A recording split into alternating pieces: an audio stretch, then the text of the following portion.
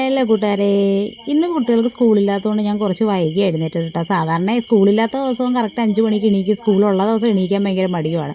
ഇന്ന് പക്ഷേ താമസിച്ചാണ് എഴുന്നേറ്റത് കേട്ടോ. അതിന് നല്ല കണക്ക് ഉറങ്ങിപ്പോയി. വെളുപ്പാങ്കാലം ആകുമ്പോഴാണല്ലോ ഉറക്കം കൂടുതൽ വരിക. ഉറങ്ങിയതിൻ്റെ നിങ്ങൾക്ക് എൻ്റെ മുഖം കണ്ടാൽ മനസ്സിലായി. അപ്പോൾ രാവിലെ നമുക്ക് വെള്ളം കുടിയോടുകൂടി നമ്മുടെ പരിപാടികളിലേക്ക് കിടക്കാം കേട്ടോ. ഇന്ന് എനിക്ക് പെട്ടെന്ന് ജോലി തീർക്കേണ്ട ഒരു അത്യാവശ്യമുണ്ട്. കാര്യം എനിക്കിന്ന് പള്ളിയിൽ പോയി വിളക്കെടുക്കേണ്ട ദിവസമാണ്. അപ്പോൾ അതുകൊണ്ടായിട്ട് ഞാൻ പെട്ടെന്ന് ജോലികളെല്ലാം ചെയ്ത് തീർക്കാനായിട്ട് പോവുകയാണ്. അപ്പോൾ രാവിലത്തെ ബ്രേക്ക്ഫാസ്റ്റ് ഉണ്ടാക്കണം, ചോറ് കറികളെല്ലാം ഉണ്ടാക്കിയിട്ട് വേണം എനിക്ക് പള്ളിയിൽ പോകാൻ. എനിക്ക് വന്നിട്ട് ചെയ്യുന്നത് ഭയങ്കര മടിയാണ് കേട്ടോ. എവിടെയെങ്കിലും പോകുകയാണെങ്കിൽ പോകുന്നതിന് മുമ്പ് എല്ലാ ജോലിയും തീർത്ത് വെച്ചിട്ട് പോകണം. അപ്പോൾ പോയിട്ട് വന്നു കഴിഞ്ഞാൽ നമുക്കൊരു ക്ഷീണം ഉണ്ടെങ്കിൽ എവിടെയെങ്കിലും കുറച്ച് നേരം കിടക്കാമല്ലോ. അത് ഉദ്ദേശിച്ചൊക്കെയാണ് കേട്ടോ എല്ലാം ചെയ്ത് തീർത്തിട്ട് പോകുന്നത്. അപ്പം ഞാൻ താണ്ട് ഒരടുപ്പിൽ ദോശ, ഒരടുപ്പിൽ ചായക്ക്, ഒരടുപ്പിൽ ചോറ് അങ്ങനെയൊക്കെ വെക്കുന്നുണ്ട് കേട്ടോ. അപ്പം ഒരു വെടിക്ക് 3 വശി എന്നാണല്ലോ, ഒരു മണിക്ക് 4 വശി 5 വശിയൊക്കെ ആക്കി എടുക്കും ഞാൻ കേട്ടോ. എൻ്റെ കൈ പല വശത്തോട്ട് ഇങ്ങനെ ഓടി ഓടി പോകാറുണ്ട്. എൻ്റെ അമ്മയും പണ്ട് ഇങ്ങനെയായിരുന്നു കേട്ടോ. അമ്മ എല്ലാ ജോലികളും പെട്ടെന്ന് തീർക്കും. നേരത്തെ എനിക്കൊരു അടുപ്പുണ്ടായിരുന്നു കേട്ടോ. നമ്മുടെ ഗ്യാസിൻ്റെ ഗ്ലാസ് അടുപ്പുണ്ടല്ലോ, അതായിരുന്നു കേട്ടോ. പക്ഷേ ആ അടുപ്പ് ഒരു ദിവസം എൻ്റെ നിന്ന് പൊട്ടിത്തെറിച്ചു കേട്ടോ. ഞാൻ കുറച്ച് അകലെ ആയതുകൊണ്ട് എനിക്ക് പ്രത്യേകിച്ചൊന്നും പറ്റിയില്ല. ഈ 3 അടുപ്പ് കത്തിച്ച് വെച്ചിട്ട് ഞാൻ എളുപ്പം പാചകിക്കാൻ വേണ്ടിയിട്ട് പാചകിച്ചതാണ് കേട്ടോ. അപ്പോൾ ആ സമയത്ത് ഞാൻ അടുപ്പിന് ചൂട് കൂടുതൽ അടിച്ചിട്ടാണോ എന്താണെന്ന് അറിയാമേ എൻ്റെ ഗ്യാസ് അടുപ്പ് പൊട്ടിത്തെറിച്ചു. അതിനുശേഷം പേടിച്ചിട്ട് ഞാൻ ഫ്ലിപ്കാർട്ടിൽ നിന്ന് ഓർഡർ ചെയ്ത് വാങ്ങിച്ചതാണ് ഈ സ്റ്റീൽ അടുപ്പ് കേട്ടോ. സ്റ്റീൽ അടുപ്പ് നമുക്ക് 3 അടുപ്പിൻ്റെ ഉണ്ടെങ്കിൽ പൊട്ടിത്തെറിക്കുന്നുള്ള പേടിയൊന്നും വേണ്ട. അല്ല എന്തായാലും അന്നത്തോടെ ആ പൊട്ടൽ ഇന്നും എൻ്റെ നെഞ്ചി കടന്ന് പിടയ്ക്കുന്നുണ്ട് കേട്ടോ. ഇനി അങ്ങനെ പിടപ്പ് വരാതിരിക്കാനാണ് ഈ സ്റ്റീലിൻ്റെ വാങ്ങിച്ചത്. എന്തായാലും ഞാൻ ദോശയും എല്ലാം കൂടെ അതിനകത്ത് വെച്ചിട്ടുണ്ട്. ഇനിയിപ്പോൾ ദോശയ്ക്ക് ഞാൻ കടലയും സാമ്പാറൊന്നും വെക്കുന്നില്ല കേട്ടോ. കാര്യം കടല തലേ ദിവസം വെള്ളത്തിയിട്ട് വെച്ചില്ല.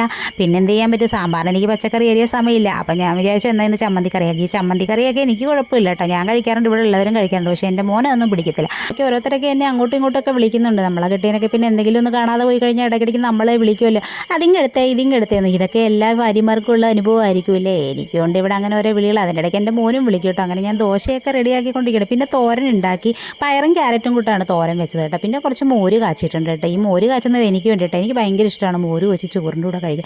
എൻ്റെ മോനൊന്നും അങ്ങനെ കഴിക്കാറില്ല കേട്ടോ. പിന്നെ ഒരു ചമ്മന്തിക്കറി ആക്കിയിട്ട് മോനൊരു 2 ദോശ കൊടുത്തിട്ട് അവന് രാവിലെ ഫുഡ് കൊടുക്കുന്നതാണ് എൻ്റെ പ്രധാന കർമ്മം. കാരണം എന്ന് പറഞ്ഞാൽ അവനൊന്നും കഴിച്ചില്ലെങ്കിൽ എനിക്ക് ഭയങ്കര ടെൻഷനാണ്. വേറെ ആരും ഒന്നും കഴിച്ചില്ലെങ്കിൽ എനിക്കൊരു പ്രശ്നമില്ല, പക്ഷേ അവൻ കഴിച്ചില്ലെങ്കിൽ എനിക്ക് ഭയങ്കര ടെൻഷനാണ് കേട്ടോ. അങ്ങനെ ഞാൻ അവന് 2 ദോശ ഇത്തിരി ചമ്മന്തിക്കറിയും കൊടുത്തു. ഈ കറിയൊക്കെ ഷോയ്ക്ക് വെക്കുന്നതാട്ടോ. അവൻ കറി കഴിക്കത്തില്ല, ദോശ മാത്രം പച്ചക്ക് എടുത്ത് കഴിക്കും. എങ്ങനെ ഇത് കഴിക്കാൻ അവന് തോന്നുന്നു എനിക്കറിയാമേ. ഇത് കഴിഞ്ഞ് നമുക്ക് മീനൊക്കെ വന്നിട്ടുണ്ട് കേട്ടോ. ഈ മീനും കൂടെ കട്ട് ചെയ്ത് കറി വെക്കണം. എനിക്കാണെങ്കിൽ രാവിലെ മീൻ കണ്ടിക്കാൻ ഒരു മടി. അപ്പം ഞാൻ കരുതി എൻ്റെ മോളുടെ കൊടുക്കാൻ. അവളാണെങ്കിൽ നെത്തോലിയും ചെറിയ മീനൊക്കെ കണ്ടിച്ച് തരും. പക്ഷേ ഈ നെത്തോലി കണ്ടിക്കാൻ രാവിലെ 7 മണിക്ക് കൊടുത്താലേ അവൾ വൈകുന്നേരം 6 മണി ആയാലേ കട്ടിച്ച് ചെയ്യത്തുള്ളൂ. കാര്യം നെത്തോലിയുടെ സൈഡ് മുള്ളു വരെ അവൾ കട്ട് ചെയ്തെടുത്ത് തരും. അത്രയ്ക്ക് ക്ലീനായിട്ട് അവൾ എത്തിക്കുന്നത്. ഇവിടെ 2 പേരും ഒന്ന് മത്സരിക്കുന്നുണ്ട്. ഇവിടെ ഇന്ത്യ പാക് യുദ്ധമാണെന്ന്.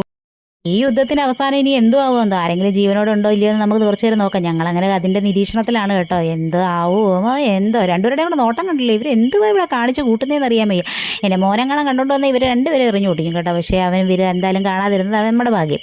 അങ്ങനെ അവരെന്തായാലും യുദ്ധം കഴിച്ചുകൊണ്ടിരിക്കുന്നു, നമ്മളവിടെ മീൻ കടിച്ചുകൊണ്ടിരിക്കുന്നത്. അവസാനം ഈ മീനൊക്കെ കണ്ടിച്ചത് കറി വയ്ക്കണ്ടേ, അയില കുറച്ചെടുത്ത് വറുത്ത് കേട്ടോ. ഈ വറക്കുന്നത് എൻ്റെ മോനെയും പ്രതീക്ഷിച്ച് മാത്രമാണ്. അവന് വറുത്ത മീൻ വേണം, കറി വെച്ച മീൻ അവൻ കഴിക്കത്തില്ല.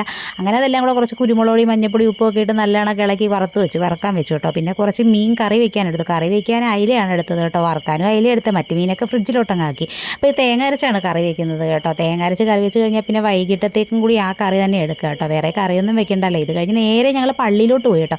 പള്ളിയിൽ ചെന്നപ്പം സാധാരണ ഉള്ളതിനേക്കാൾ കുറച്ച് ആൾ കൂടുതലുണ്ടായിരുന്നു കേട്ടോ. കാരണം ഇവിടെ ഓരോ ബസ് വന്ന് ഇറങ്ങുമ്പോൾ ഓരോ കിൻഡൽ കണക്കിന് ആളുകൾ വന്ന് ഇറങ്ങിക്കൊണ്ടിരിക്കും കേട്ടോ. അങ്ങനെ പള്ളിയിൽ വിളക്കൊക്കെ എടുത്തിട്ട് നമ്മൾ കായലെടുത്ത് പോയി. ചെറിയൊരു ചാറ്റൽ മഴ ഉണ്ടെന്ന്.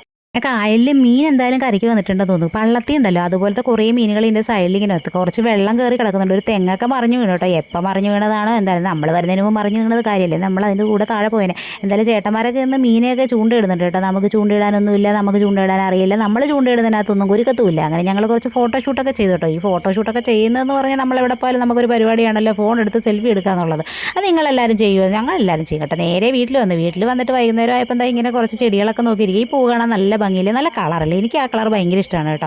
ഈ കളറിന് പീച്ച് കളറിനാണോ പിങ്ക് കളറാണെന്നോ പറയാം, പീച്ചാണെന്ന് എനിക്ക് തോന്നുന്നത്. കഴിഞ്ഞ് നമ്മുടെ മണിക്കുട്ടിയൊക്കെ ഒന്ന് വിളിക്കാൻ പോയത് കേട്ടോ.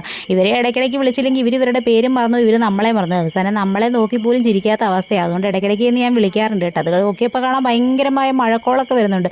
ഇന്ന് ഇടിവെട്ടി മഴ പെയ്ത് മനുഷ്യൻ ഉറക്കം കൂടുതലാക്കുമോ എന്നറിയാൻ വയ്യ. എന്തായാലും പേരും മഴ വരുന്നുണ്ട് കേട്ടോ. പിന്നെ എൻ്റെ മോൻ ഇന്ന് കളിക്കുന്നുണ്ട്. ഇത് അപ്പുറത്ത് കടയിൽ പോയി വാങ്ങിച്ചുകൊണ്ട് വന്ന സാധനമാണ് കേട്ടോ. പണ്ട് നമ്മൾ സ്കൂളിൽ പഠിക്കുന്ന സമയത്ത് ഈ വഴിയരികിലൊക്കെ ഇവിടെയൊക്കെ പറയാം പത്തലെന്നോ അങ്ങനെ എന്തോ സംഭവം പറയുന്നത്, അതിൻ്റെ ഒരു ചെറിയ തണ്ടെടുത്ത് വെച്ചിട്ട് ഇങ്ങനെ ഊതി കളിക്കുമായിരുന്നല്ലോ. ഇപ്പോൾ ഇതൊക്കെ റെഡിമെയ്ഡായിട്ട് കടയിൽ വാങ്ങിക്കാൻ കിട്ടും. ഈ സാധനം ഒന്ന് ഊതി കളിക്കരുത്, ഇതൊന്നും വാങ്ങിക്കരുതെന്ന് പറഞ്ഞാൽ അവൻ കേൾക്കില്ല. അവൻ എന്ത് കണ്ടാലും ഇങ്ങനെ വാങ്ങിച്ചുകൊണ്ടിരിക്കണം. അവന് ഇതിലൊക്കെ കളിക്കാനാണ് ഇപ്പോൾ കൂടുതൽ താല്പര്യം. പിന്നെ ഇവനൊരു ഡ്രൈവർ ഫാനാണ് കേട്ടോ. ഇവന് ഭയങ്കര ബസ്സിൻ്റെ ആളാണ്. പിന്നെ ഇതെല്ലാം കളിച്ച് കഴിഞ്ഞിട്ട് നേരെ ട്യൂഷന് പോയി. അപ്പോൾ ഞാൻ എൻ്റെ അടുത്ത പണിയിലേക്ക് വന്നു. അപ്പോൾ ഓക്കെ ബൈ.